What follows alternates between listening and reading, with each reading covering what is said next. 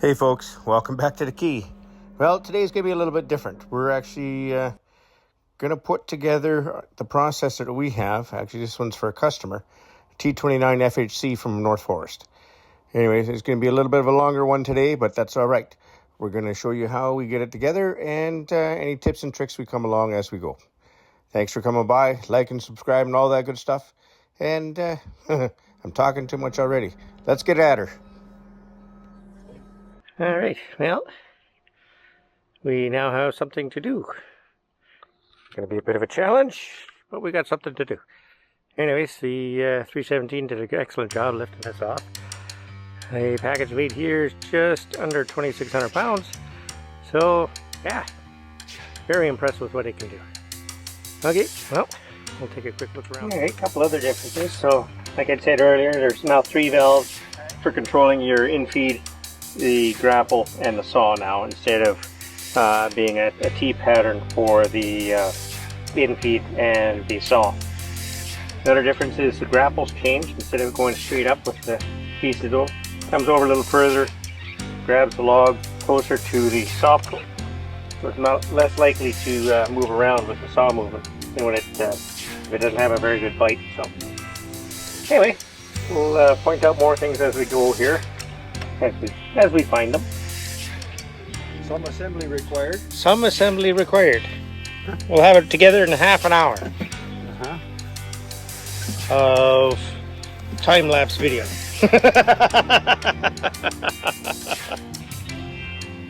Before we wedge. We did a good job of packing this stuff together. Oh yeah, length adjustment. Oh, chain? Looks like chain. Oh yeah, it's the chain for the outfeed. That's for, yeah.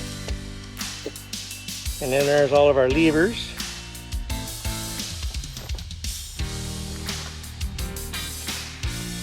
There's 5 of them in there. Oh yeah, right, 5. Yeah. Yeah, because the 2025 version has 3 controls for the saw, grapple, and infeed. And the one that I have, the one that we have here at the key, only has 2. Cool. Well, I guess. This is the tongue for tooling. Yeah. All right. I guess we better get putting it together. Okay, so the big bolt hold the bottom of the crate, or I guess the top of the crate, onto the bottom of the crate, are 18 mil, and these jobbies here, the cross braces, are 15/16, or excuse me, 5/16. Mark is in his utility mobility scooter again. lifting this piece off so that he can move it over to the side so we can continue on with this build for our customer in Thunder Bay. Dick is in the background working on a step, a new to us step for our lakeside door.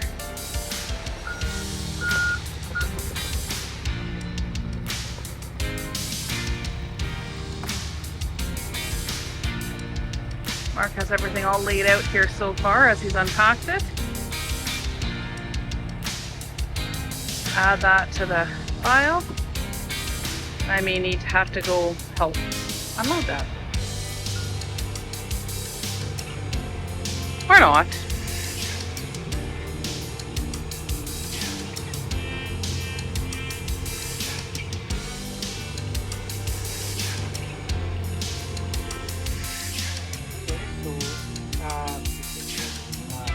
What we're going to do now is we're going to put the strap underneath the splitter frame and lift it up, and then we're going to slide the axle on it and get the wheels on. Dad's got the axle, and Maury is just feeding the strap through there underneath, and we'll lift that up, and then we'll get the axle shaft in there. We'll just rest it back down on the frame for now until we get the wheels ready, because they're over there and they've got the hubs in them, so we got to attach them to the axle shaft, which, like I said, Dad's got over here. Okay, axle's in place. We probably need to go a little bit more. Okay, it's going to sit on those axle ends, eh? It'll sit on the square shaft. Okay. Yeah, across on the middle pieces, I see. Okay. Yeah. So there's the little nut bolt assemblies there. There, we can tighten that up. Dad's just doing one on the far side. Because it's not set level either side. Yeah, right no, we'll have to square it up. Okay? Yeah. Hang on a sec. Jam nut, yeah. Okay. Okay, so as you see, the hub is in the assembly before it goes on the axle. So we got to pop the cap off, put things through, get the nut off the spindle, and put everything together. Make sure there's grease in there. Okay, delay that. The wrapping around the tire, yeah, and everything else is in there. So the cotter pin and everything else is in there. Okay, so be careful when you take the wrapping off. Don't throw it away because there's parts in it. It rattles, you'll hear it. It does rattle. Imagine that. One step closer. One step closer, standing at his own feet. Okay, so this is all the parts. Once you unpack the processor, other than of course the wheels and the jack legs that are there. So you got the chainsaw guard, the two ends, so the infeed and outfeed by the splitter, your infeed deck, the two sides of the conveyor going out of the splitter, going up the main conveyor to wherever you're dumping it. Infeed table or chain, the mount for your winch for the outfeed cable, your jack leg, jack, and fenders. Anyway, we'll get all that done in 5 minutes, plus a couple seconds maybe. Okay.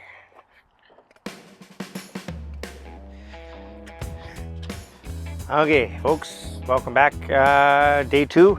You can see we got the wheels on and the struts in place. Probably best idea if you can do that kind of thing ahead of time, or yeah, as your first things, get it up off the ground, get the crate out of the way, and then you can start building the rest of it. So anyways, we'll probably time lapse most of this, so if there's interesting things that I got to make a point of, I'll make a video portion of that, but otherwise let's watch this and get together. All right, thanks for coming again.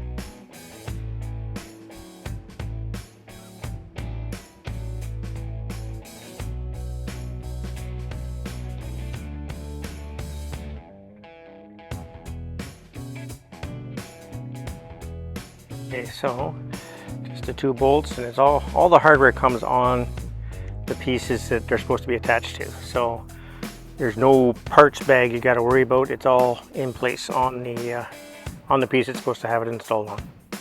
Okay, here we're getting ready to put the cover for over the valves. One thing that North Forest Anthony there says that they do is they actually modify the panel.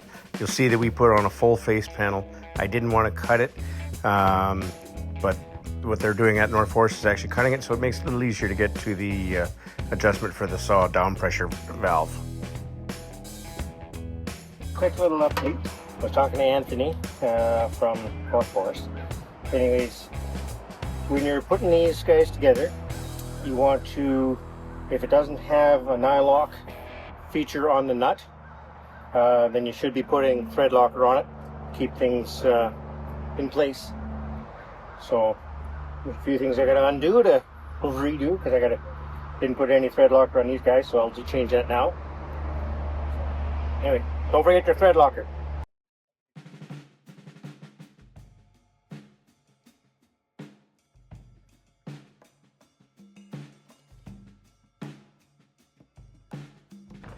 So this hole here, it needs to be, it's not quite lined enough for installation, so I'm going to have to enlarge that. I'm going to make it up to 3/8 so it'll fit in place properly without biting. So this is the splitter control. There's a shaft that goes through it here and mounts up on top. What we're going to do is we're going to put a little bit of grease on here just to make sure that things move smoothly for the life of the machine. Alrighty, so we got this lifted in place. You got the 2 bolts, 1 and 2, and then the strut bottom down here actually comes up to an assembly up here, and that's where we bolt her in place. And that's adjustable, and that's part of the folding, so that when it's good to go, you can actually put it into a 4x8 sheet of plywood in your driveway or in your garage, so it packs up nice and neat. Doesn't take up all that space. Kind of neat, eh? Mm-hmm.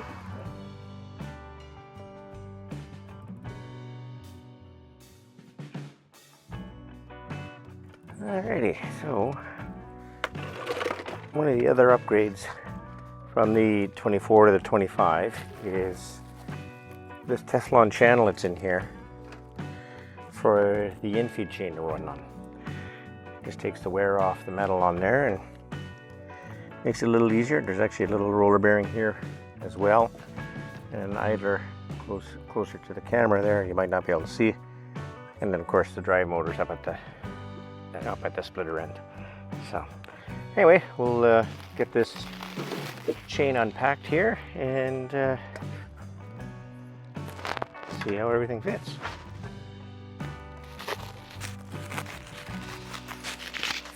So we have to assemble the chain. So what I'm thinking is, which way does this go? Oh, some of that stuff isn't tight. Alright, we're going to check all the links first before we do anything. Make sure everything's tight that way, and then we'll go from there.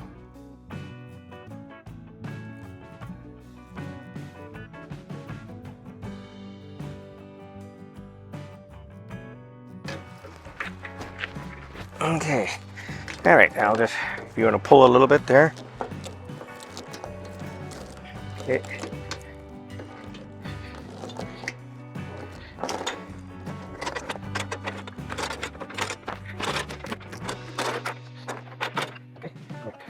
Alright, just throw the rope to me there, love, and I'll tie it off or something. Is it just a pin or? Yeah, so you got to put a king pin in, and that's on the other side there. It's on the on the other link. On the other link? Well, on the where that rope is already tied there. Oh, okay. So. Oh, it's tied on the pin. Yeah.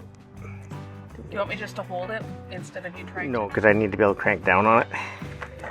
How do you get the kingpin thing out? Well, the link on the outside is adjustable, or you can pop it off. So zip ties in there, long ones. Yes.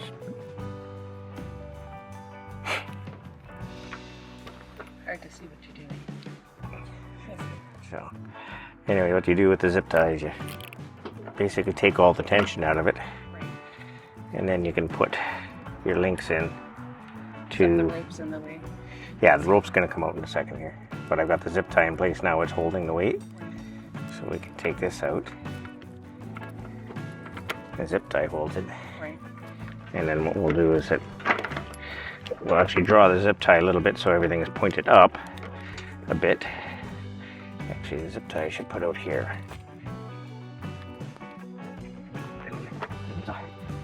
Come on, fingers. I don't like to listen very well sometimes. No, they don't. I guess that'll work. I gotta take the first one off. Yep. Do you try and save it, or do you just cut it? I just got it. We have a lot of floating around. Yeah. Okay, so that's able to flip up. That's able to flip up. These guys flip up. Now I just gotta take the kingpin out. Yeah. Leatherman. Blue. He doesn't want to let go today. Oh, there. I hit the lock. That's why. The lock works. Yeah. So, let's see what we can do this here.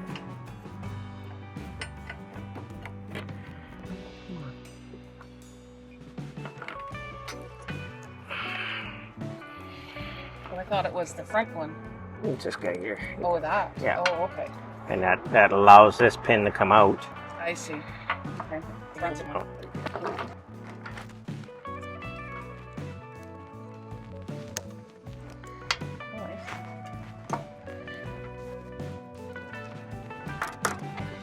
Oh, that's because it's this one.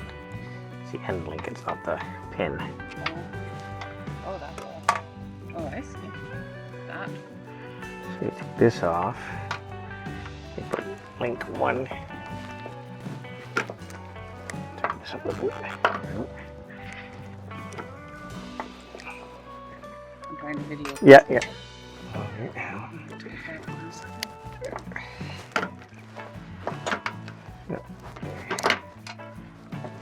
As much play as you've got. There you go. Oh. Okay, so what is that other little piece? Is that the last one to go in? Yeah, that piece that fell down is the last piece to go in. So, oh, that, and What are those pieces supposed to attach on to? what's that? Those two little. Oh, sugar! I gotta You gotta do that on the other side too. do that there. Yeah. Good eye. So now you gotta take it apart again. Well, partially, not all the way, thankfully. Is it like that one? Oh, yeah.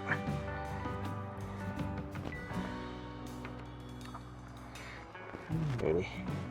It's one of those things that you can't really get a good angle on No, well, video. here we go.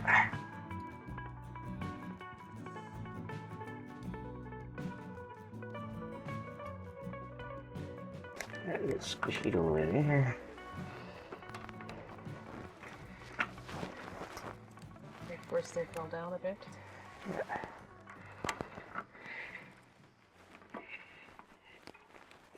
Bring them both up at the same time.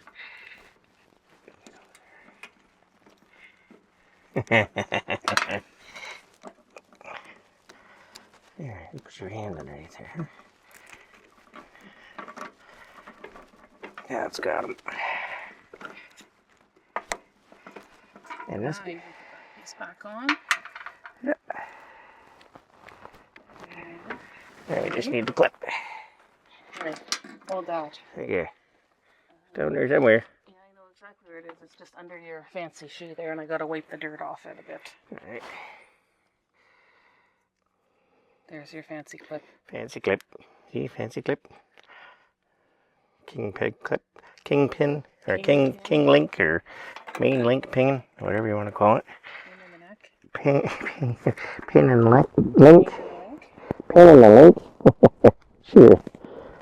Oh, I see. So it clips over one. Captures the other one at the same And time. captures the other one. Okay. Fancy. Tricky. Okay, these aren't supposed to be magnetic. Well.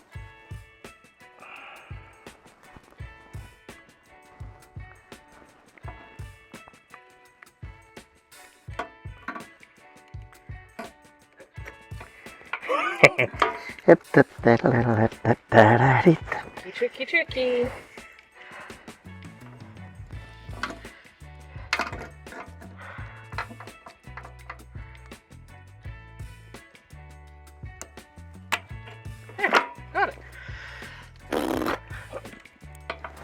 wasn't that bad. Would have been worse if I wasn't here. Oh, You're right there. Thank you very much. there you go. And now the Infeed chain is in and just needs to be tightened up a little bit, maybe. Yeah. Once it's all put together and right. That's it. Okay, and the chain adjustments in there. You can see the pushing block and the bolt that is for use for the tensioning. Those of us that are from northern, well, where their snowmobiles know how to tension a track, and it's the same thing. You just tighten down that bolt and push everything back this way, and it tightens up the chain. Okay, so when tensioning this up, as tempting as it might be to put an impact or something like that on there, don't, because you won't feel things binding. And once we get closer to having this done, we're going to measure, make sure things are close to even. We don't want one side pulling harder than the other. It'll just cause undue wear. And there's got to be a bit of a flop in the chain, a bit of a belly on the bottom here, so that it's not too tight and gives the motor a bit of a chance to do what it's got to do. You know, if it's rigid tight, then it's not going to work right. So, okay, so you can see how much of a bowl or belly is in there. You know, so you can see how that's hanging way too low. If it's too low, the cleats on the chain here, right here, will hit these cross members, and if you don't bend things, we'll definitely put, at the very least, be putting extra strain on the hydraulic motor. And well, at the very least, your logs aren't going to advance on the table.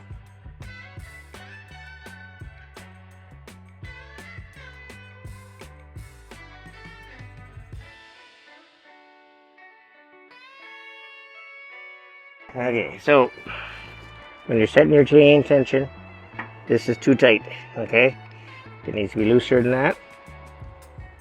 And the other thing you got to watch is to make sure that your prop rod is adjusted so that your deck level, your folding deck section, is level with the processor main deck before you do your chain tension.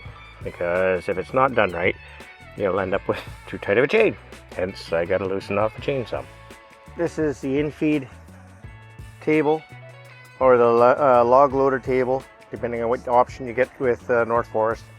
So it's basically in place. We just got to take this cardboard out, lift it up, and bolt in to the back piece here, bring it up square, and then put the valves in. So let's get her done.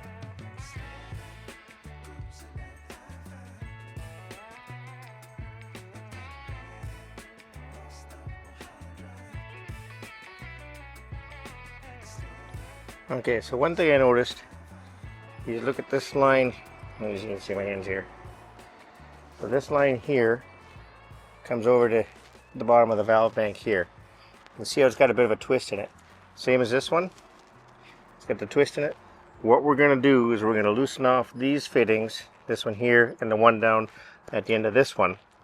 And that'll take that preload twist out of that line, because eventually that twist will create a fault spot where the line can actually fail. So we will rectify that before we get hydraulic oil in this thing.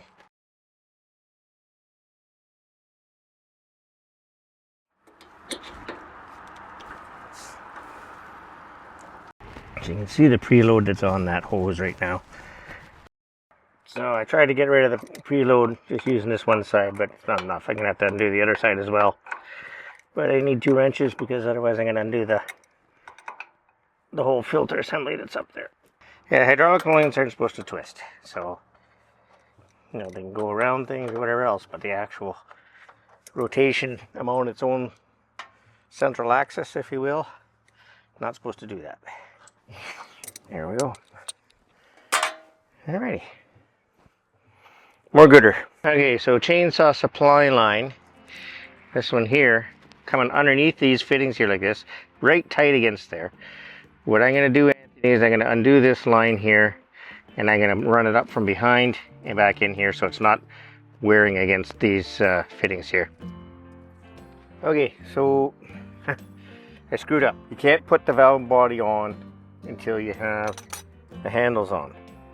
Now, it's going to be a bit of a challenge here because these guys are, you know, going to have to actuate the valve upward in order to get it to clear these. But anyway, and don't forget to put your Loctite on there.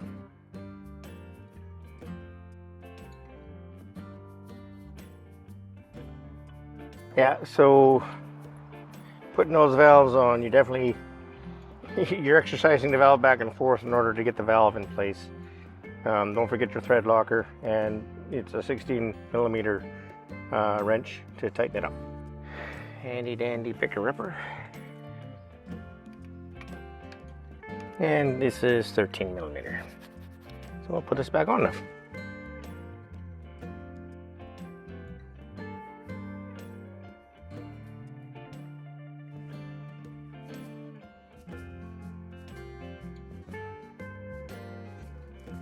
Alright, so the first cover with the North Forest label on it just pins into the back.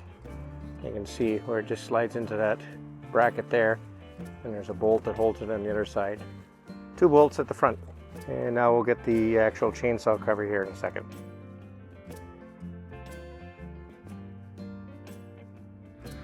Good morning, folks. You can see Mark has got a little bit more put on. He's got the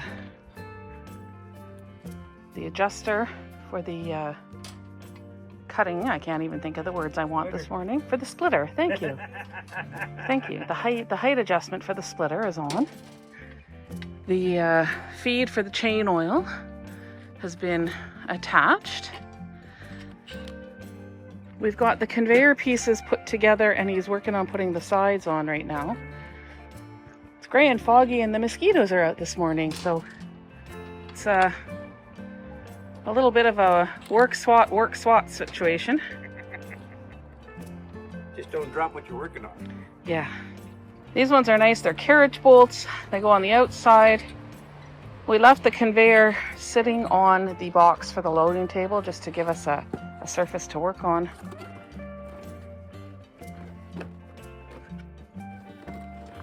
These attach on the inside of the conveyor. Then attach onto the machine once you get it all loaded up and lifted there. So we are using the impact driver to tighten them down just to make sure they don't go anywhere.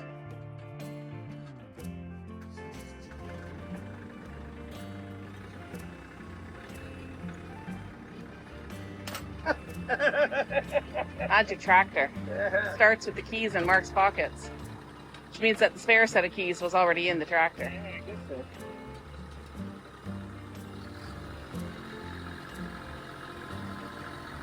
We're expecting a load of some softwood soon, but because we just got the big load of birch the other day and hadn't had a chance to process any of it, Grandpa's going to move a little bit of space on the road Mark was working on for the processor yard, which is on hold now until he's a little bit more mobile again.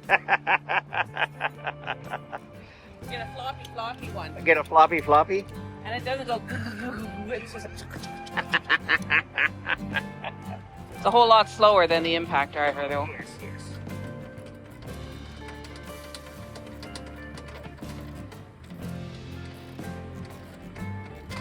This is 18 mil. So what I learned today is that when you're using metric nuts and bolts, they don't match in size on the heads. So you can have a 19 mil nut with an 18 or a 16 mil 18 mil bolt head, so by 1 millimeter. So you don't have to have like 2 of every wrench like you do with Imperial. Yet another reason to go metric. Although, you know, here in Canada we like quite a variety of measurement units, so we use whatever we feel like it. Metric, Imperial. Mimperial. Yeah. A metric. You know, I like to be able to find them again. There. 19 mil. We won't tell them I was actually looking for the wrong piece when I was over there a second ago.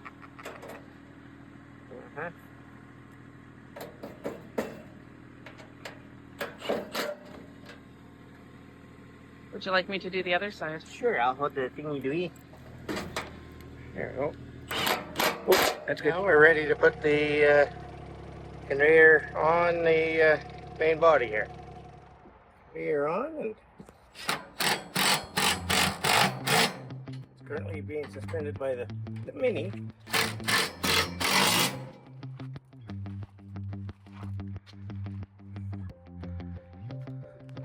Jittery enough.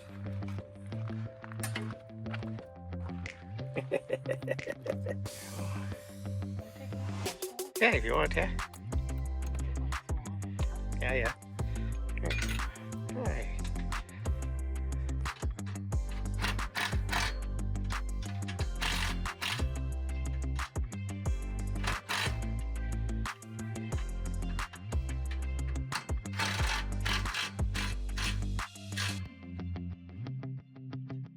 Good. So one thing to remember when you're putting the conveyor portions together, they're all brazier head or rounded head style or carriage bolts, and they all face the inside of the splitter face or the conveyor. Just less stuff to get hung up on, because otherwise you're dealing with great big, tails on the that are going to get in the way and start jamming logs and wood from going up the conveyor. Anyway, next step. Whee! Okay, so pulleys in place, 4 bolts, make sure everything's nice and tight. Pulley line comes down. Now there's an order to this stuff here. So the pulley goes outboard of the strut leg, and note where the cable is going. It's going inboard of or towards the conveyor, in between the conveyor and the leg, across the other side. It doesn't go on the outside, because you start doing that, you'll start sawing with the cable on the structure of the conveyor. Anyway, one more piece in place. Alright, so that's the end of day 3. The boiler just turned on. We got heat coming, so we can go have a nice hot shower. Anyways, T29FHC starting to really look like the processor. Not many pieces left. We got, well, our log length, the little piece jumping the gap between the outfeed from the splitter onto the conveyor, a couple fenders, the guard over the splitter and saw, and we got to talk to our customer to see if he wants the 4-way in or the 6-way, because he ordered his with the 6-way wedge. Anyway, we'll carry on again tomorrow. A couple other things going on tomorrow. We got to deal with our local ministry to get our permit for carrying wood again. So anyway, like, subscribe, all that good stuff. So okay, so running the battery wire from the engine, it's coiled up and zip tied to the starter when you get the machine. Anyways, run it along and zip tie it to these wires so it doesn't end up in any pinch points, because that green portion there is the bottom part of the ramp, and if it gets in harm's way, it's going to short out. So zip tie it over and it's out of the way. Same thing with the wires that come from the kill switch and the control. Zip tie them together so that they're not going to get in harm's way. Try to keep them away from hot things like the hydraulic pump.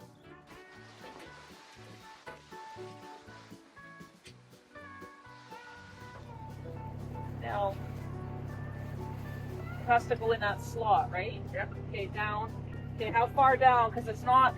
Well, I think the wedge setting is all the way up, is it not? Yes. Okay, so we'll let it go down. You want me to let it down a bit? Just a hair. Okay, that's... Okay. There we go.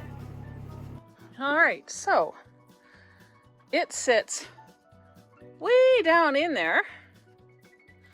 I mean, I'm not sure if you could tell how long that base piece was, but it sits way down in there. So now there was a bolt hole in there. Is there something we bolted in with? The other one is bolt, and I haven't found the bolt yet, so Maybe it's on the other one?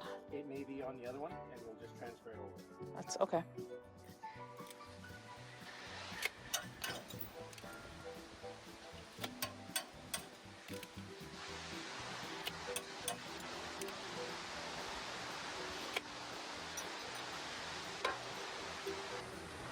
Those won't work.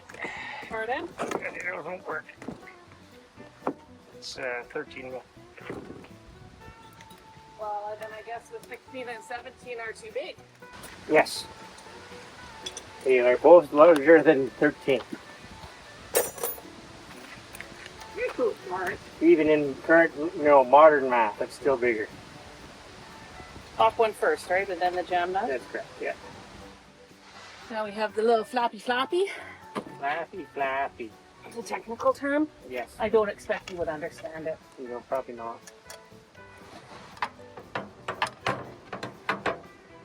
There we go. That was the problem. Yeah. I was trying to put it on the inside and it was not fitting. Wasn't happy there. No. Wasn't in its happy place. One washer, no two washers. Only one washer. Goes on the outside. Goes on the outside. You only need one nut.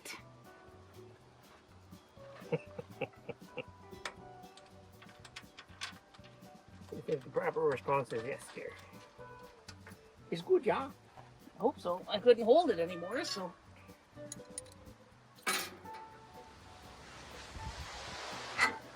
So there's a sleeve on that. Yeah. And the washer has to come off, right? See? Yeah. Yeah, the there's washer. two washers. Yeah.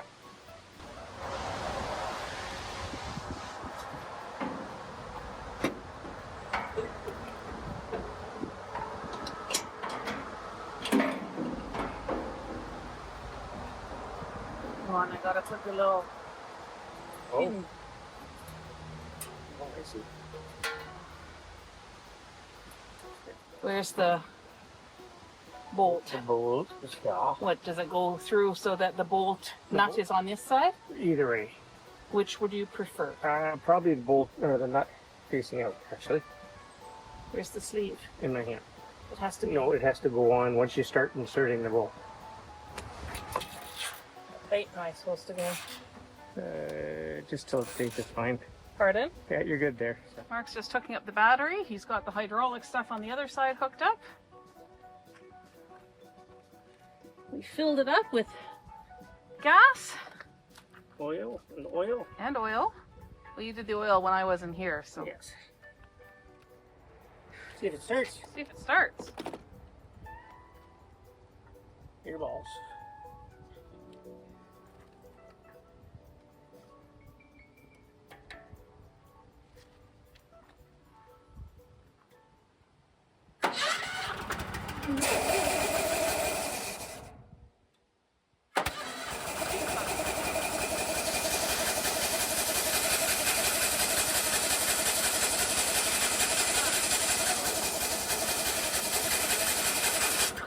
There we go.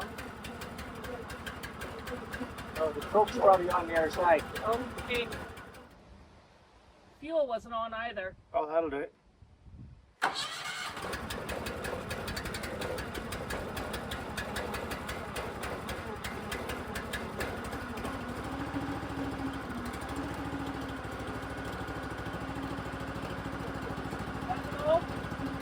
No, that's for now. Want to go around with the camera?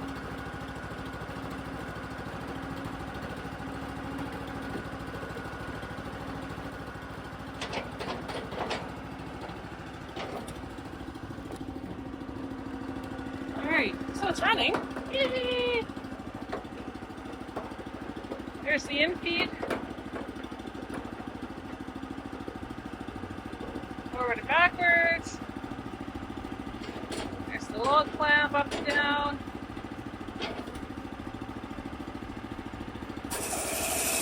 Woo. You have to cycle that up and down now.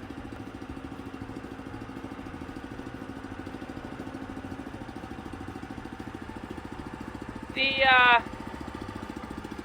Oh, it did go out.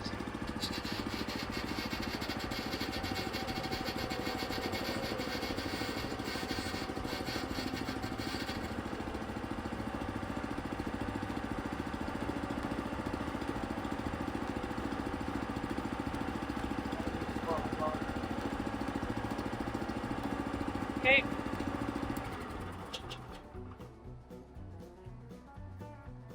Cool. Well, it runs and it starts beautifully. Yes, it does. Interesting how those work. Is that running still? Yes. It's different than ours for sure. Yeah. You know, like ours, you push this down, the clamp comes down all the way. But it's also that the geometry is different on this. That's one thing Anthony said, is that the geometry is different on this. Right. You actually, if you're not careful, you can actually ding this, and I think there's an adjustment I gotta make. I can call him back and check what that was. And then the saw is here. The saw doesn't automatically go up. You have to push it up. You have to push it up, yeah. That's different from ours as well. That's different from ours as well, yeah. This, the split is still automatic. Yeah. And the conveyor was working fine there. Yep, a little slow, stuttery, but it wasn't warmed up. Yeah, well, we weren't running. Didn't run it long enough, so. Yeah. So the only thing we haven't checked really is the, obviously the live deck, but there's nothing behind you. No. Not a live deck anyways. No, the live deck's over in that crate over there still. We'll have to build that at Robert's Yes, yes. if he chooses to have us do that. Yeah, well, we'll do it with him. And then it's together, and then we know he's up and running. Make sure he's got the customer service he needs. We'll have to add a little bit more hydraulic oil, because it drank quite a bit of hydraulic oil just getting things sparked up there. So. Right. Anyway, we'll make sure it's topped up and ready to go. And the only other thing we gotta do is get line for the chain oil. Yeah. And the fenders on. And the fenders on, yes. And the wheel. The toe wheel. The front wheel. Oh yes, the jack wheel, yes. Yeah, that thing. Okay. A couple of small things left to do, but nothing much. Cool. Alrighty. I guess we got it figured out. I think so.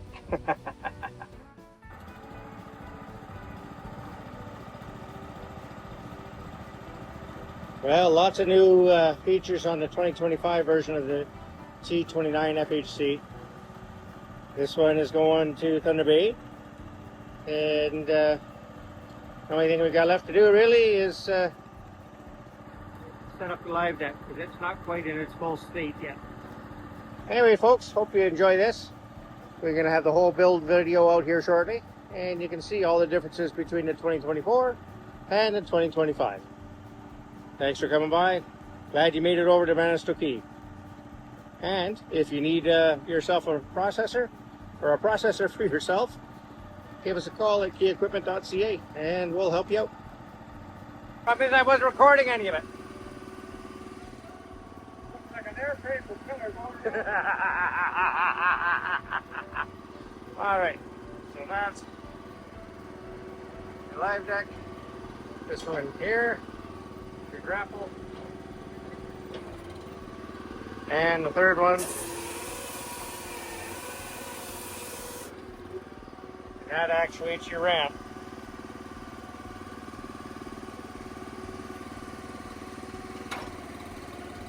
Ready?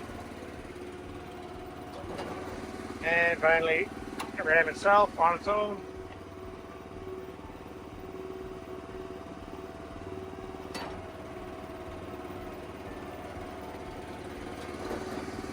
Just like that. Considering it's at idle.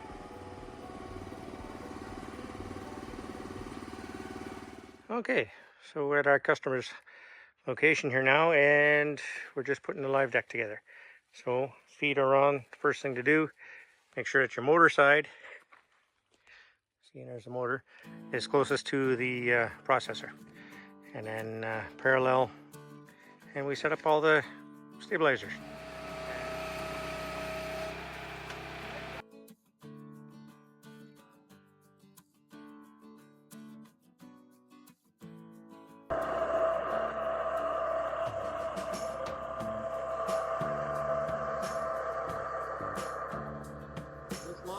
will take up to 20-inch logs.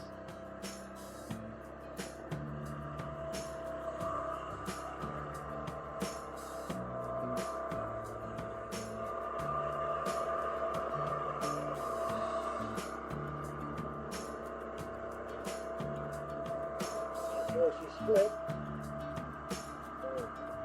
Lift up the next log. Pull it ahead. Lift the gauge. Lock in the blade.